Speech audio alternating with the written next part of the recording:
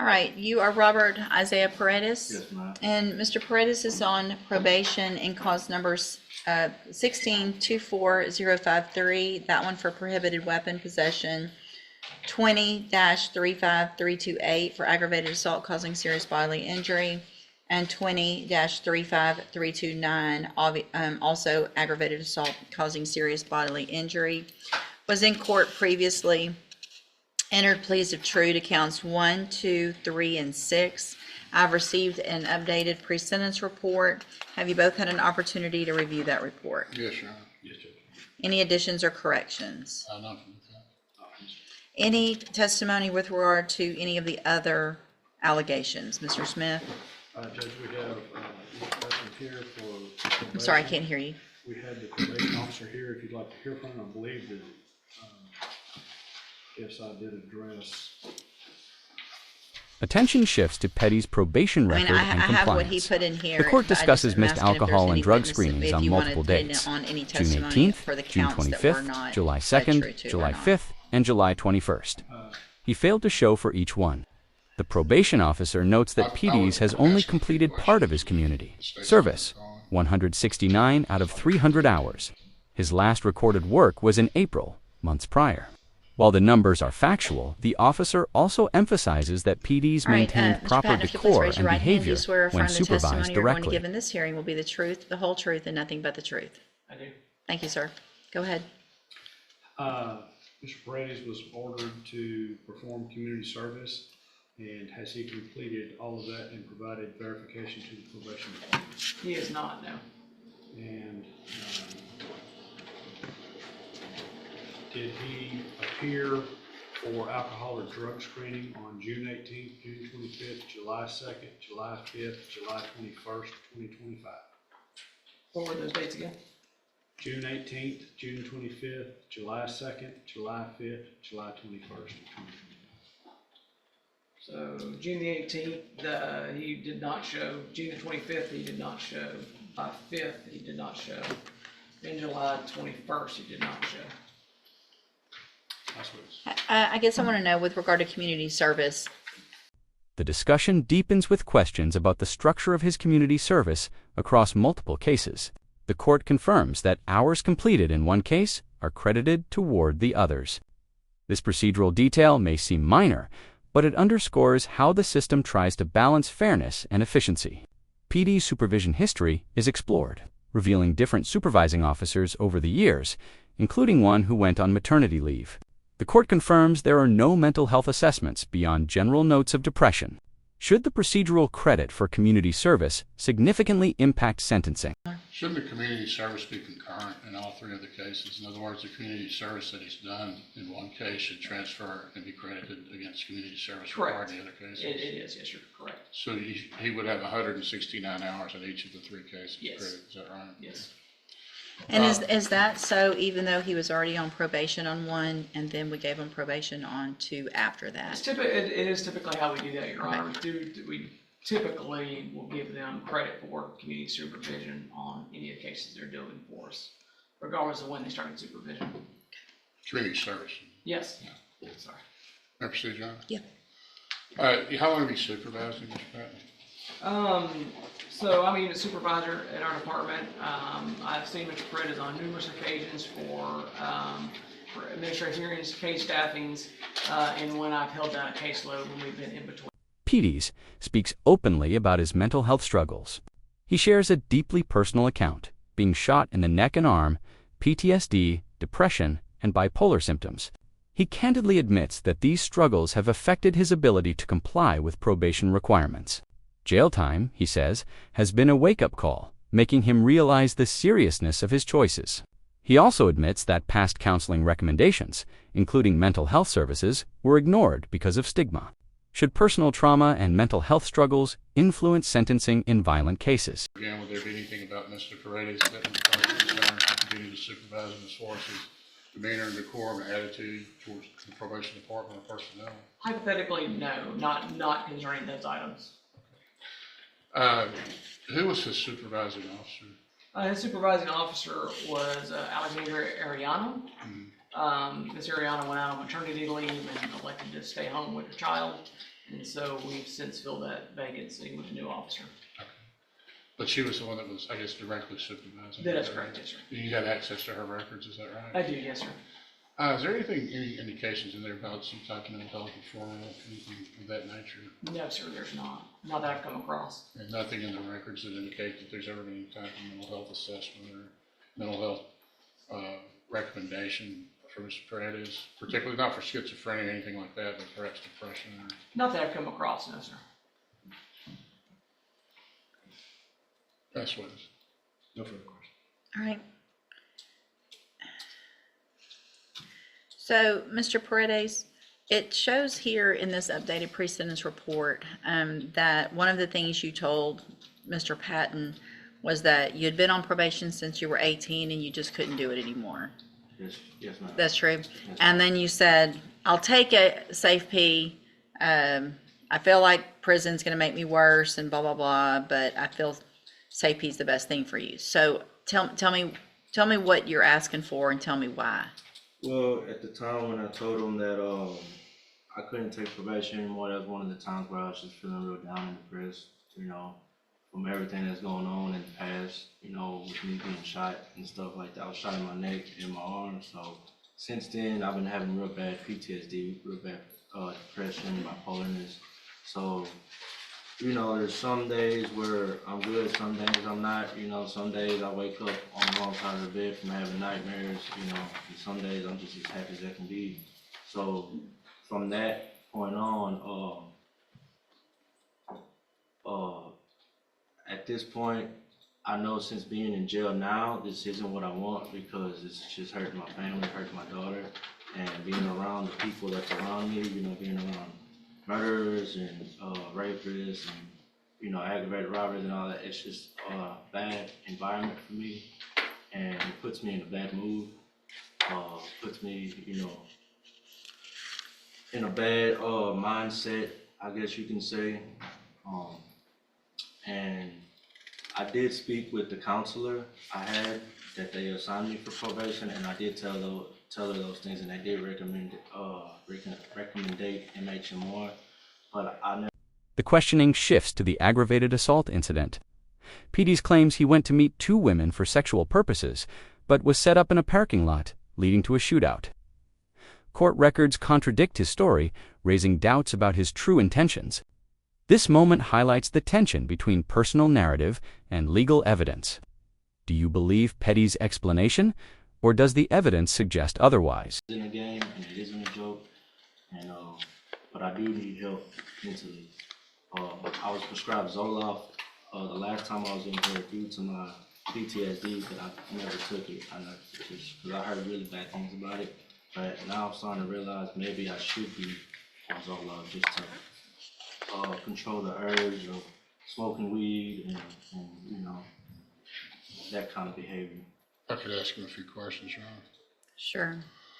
I'm Wait, sorry, Ron. best you can, raise your right hand. Do you swear from the testimony you're going to give in this hearing will be the truth, the whole truth, and nothing but the truth? Yes, ma'am.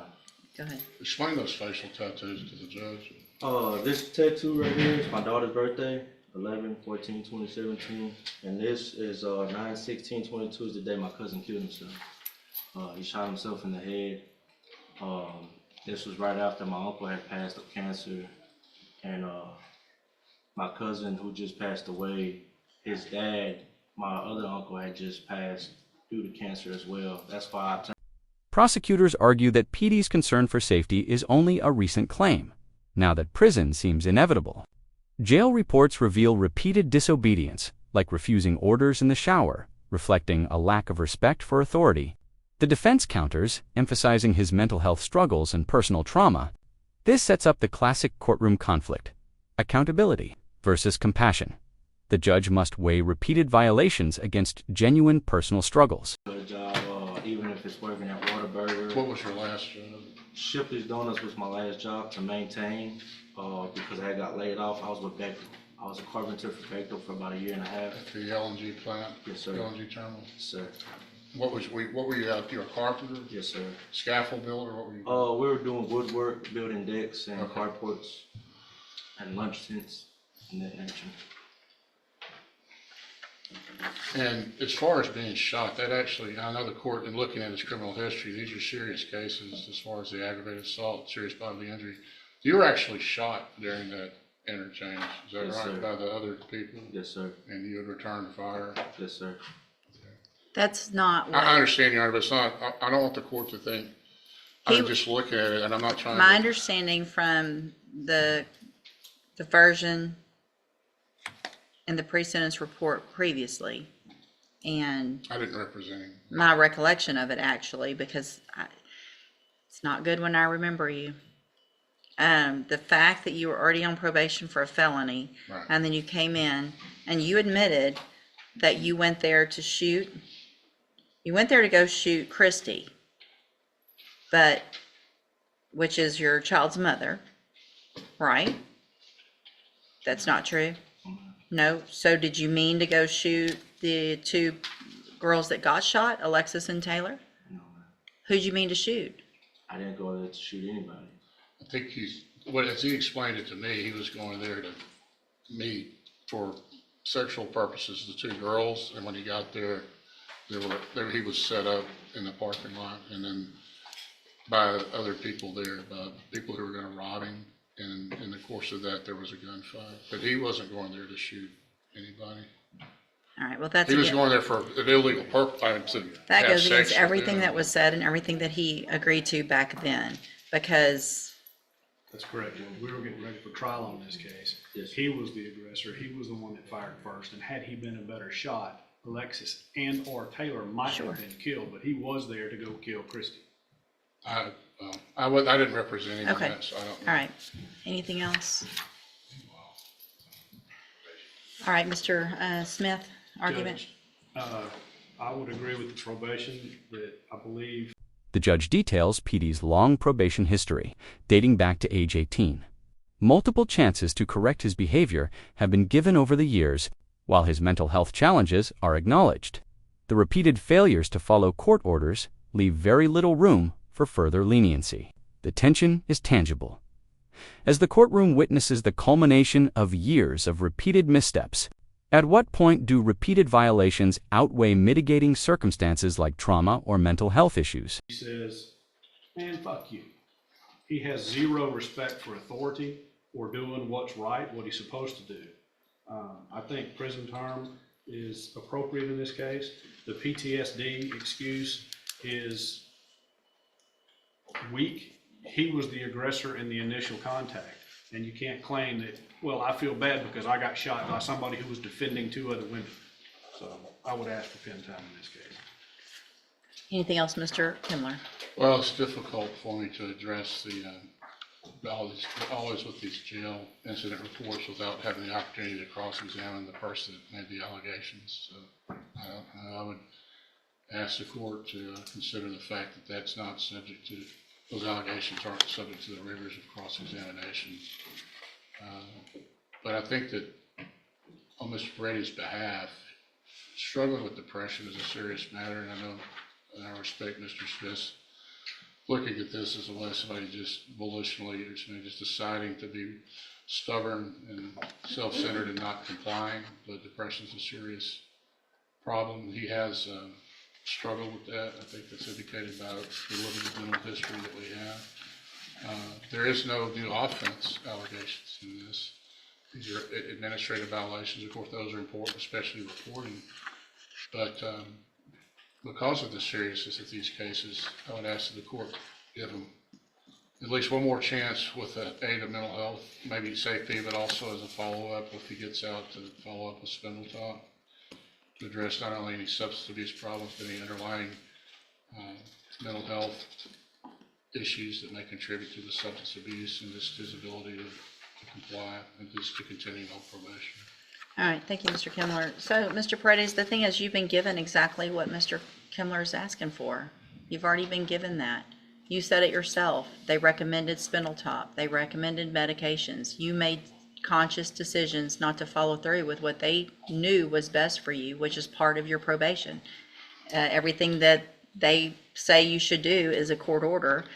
The fact that you are on a probation for possession of a prohibited weapon, like you said, from back when you were 18 years old, put you on a probation, 10-year deferred for that, November of 2016. Then we're back here, you're put on probation for 10 deferred on 2 aggravated assault causing serious bodily injuries in March of 2022 for shooting 2 girls. And you got shot in self-defense. And it appears that there's no real reason for me not to believe that that's how it happened for a number of reasons. No one else was charged with aggravated assault for shooting you. All the police reports, everything that went through in those pre-sentence reports previously that I have copies of, all makes it appear to be true that you went there to shoot either Christy and or whoever else. And luckily we're not a good shot. One of the girls got shot 3 times and survived it. And for you to say you have PTSD from getting shot, I can't imagine what she has. I feel like you've been given every opportunity. And when I look back on some of these times where I give chances like I gave you, it's very frustrating and a little embarrassing because it looks like I was not really thinking clearly then. I understand that these are drug allegations. You've been getting opportunities to get help. I mean, you've been on probation since 2016 with every opportunity possible. So at this time, in cause number 16-24053, I'm going to, also based on the evidence presented today, I am going to find count 5 true. So that makes you pled true to counts 1, 2, 3, and 6. I'm finding count 5 true based on that evidence in each of the cases.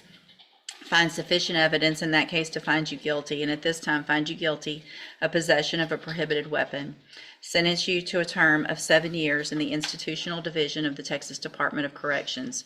You will receive credit on that sentence for any time that you've been in custody that the law gives you the right to receive. In cause number 20-35329, also find counts 1, 2, 3, and 6 that you pled true to those freely and voluntarily. Find them true. Also find count 5 true. Find sufficient evidence to find you guilty, and at this time find you guilty of aggravated assault causing serious bodily injury. Sentence you to a term of 12 years in the institutional division of the Texas Department of Corrections. You will also receive credit on that sentence for any time that you've been in custody that the law gives you the right to receive. There will be an affirmative finding of a deadly weapon in that case. In cause number 20-35328, again, find that you pled true to counts 1, 2, 3, and 6 freely and voluntarily. Find those counts true. Make a finding of count 5 true. Find sufficient evidence to find you guilty, and at this time find you guilty of aggravated assault causing serious bodily injury. Sentence you to a term of 12 years in the institutional division of the Texas Department of Corrections. You will receive credit on that sentence for any time that you've been in custody that the law gives you the right to receive. There will also be an affirmative finding of a deadly weapon in that case. All 3 of these will run concurrently, which means together at the same time. I am going to hand you a trial court certification. These were not agreements. You do have some rights to appeal. You can talk to Mr. Kimler about that. I need you both to sign and fill out the bottom, and you'll get a copy.